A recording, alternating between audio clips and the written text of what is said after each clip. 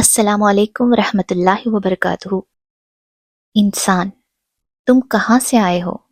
تمہاری اصل کہانی شروع ہوتی ہے اس دن سے جب ہر روح کو ایک سوال پوچھا گیا تھا، لیکن آج کیا تمہیں اپنا وعدہ یاد ہے؟ الست بربکم، کیا میں تمہارا رب نہیں ہوں؟ اور تم نے جواب دیا تھا بلا شہدنا۔ یہ ویڈیو تمہیں اس وعدے کی یاد دلانے کے لیے ہے جہاں سے تمہاری اصل جرنی شروع ہوتی ہے، عہد الست، امانت اور خلافت کی کہانی۔ دنیا ابھی بنی نہیں، نہ سورج ہے، نہ چاند، نہ زمین، صرف اللہ ہے۔ اللہ نے سب انسانوں کی روح کو اکٹھا کیا اور پوچھا الست بربکم، کیا میں تمہارا رب نہیں ہوں؟ سب نے کہا بلا بلا شہدنا، یعنی انسان کا ڈی این اے آلریڈی اللہ کو رب مان کر آیا ہے۔ اس پرومس کو ہی عہد الست کہا جاتا ہے۔ اللہ نے اپنی امانت یعنی قرآن آسمان، زمین اور پہاڑوں کے سامنے رکھی۔ سب نے منع کر دیا، یہ بہت بھاری ہے، لیکن انسان نے کہا میں اس ذمہ داری کو اٹھاتا ہوں۔ انسان نے ایکسیپٹ کر لیا کہ وہ اپنے رب کے حکم کو کیری کرے گا۔ یہ ذمہ داری انسان کے لیے ٹیسٹ بن گئی۔ اللہ نے فرشتوں سے کہا انی جاعل فی الارض خلیفہ، میں زمین پر اپنا خلیفہ بنانے والا ہوں۔ فرشتوں نے بولا انسان فساد کرے گا، خون بہائے گا۔ اللہ نے جواب دیا میں وہ جانتا ہوں جو تم نہیں جانتے۔ مطلب انسان کا مشن صرف عبادت نہیں بلکہ زمین پر جسٹس اسٹیبلش کرنا بھی ہے۔ نالج، چوائس اور مورل ریسپانسبلٹی انسان کے پاس ہے، یہی اس کو فرشتوں سے ڈیفرنٹ بناتا ہے۔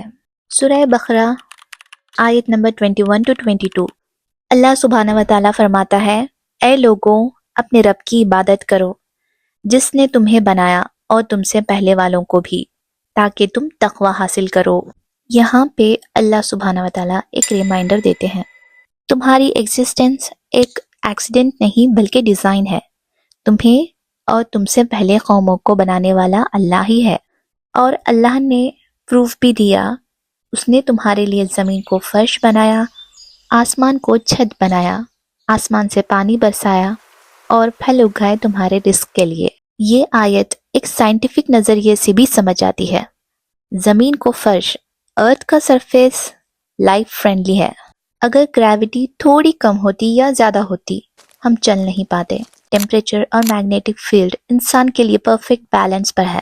اللہ سبحانہ و تعالیٰ نے آسمان کو چھت بنایا۔ ایٹماسفیئر ایک پروٹیکٹیو شیلڈ ہے، ہارمفل ریز کو روکتا ہے، آکسیجن بیلنس رکھتا ہے۔ اوزون لیئر اور گرین ہاؤس بیلنس کے بنا لائف امپاسبل ہوتی۔ پانی اور رزق، پانی ایک یونیورسل سالوینٹ ہے، بنا پانی کے کوئی بایولوجیکل پروسیس نہیں چل سکتا۔ رین سائیکل اتنا کمپلیکس ہے کہ اگر تھوڑا سا بھی امبیلنس ہو جائے یا تو فلڈ آ جائے گا یا پرماننٹ ڈراؤٹ۔ مطلب یہ ہے کہ قرآن صرف اسپریچول نہیں، سائنٹیفک ریالٹیز کو بھی ہائی لائٹ کرتا ہے۔ اب ہم آگے دیکھیں گے آیت 23 to 24۔ اللہ سبحانہ و تعالیٰ کہتا ہے اگر تمہیں شک ہے اس قرآن پر جو ہم نے اتارا ہے تو اس جیسی ایک صورت لے آؤ اور اپنے سب مددگاروں کو بلا لو اگر تم سچے ہو۔ اگر تم نہ کر سکو اور تم کبھی نہیں کر سکتے تو اس آگ سے بچو جس کا ایندھن انسان اور پتھر ہیں۔ یہاں دو چیزیں کلیئر ہیں۔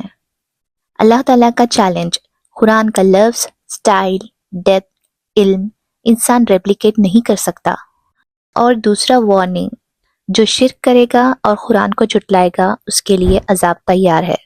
انسان کی کہانی یہ ہے کہ وہ اللہ تعالیٰ سے ایک عہد کر کے دنیا میں آیا ہے کہ وہ شرک نہیں کرے گا۔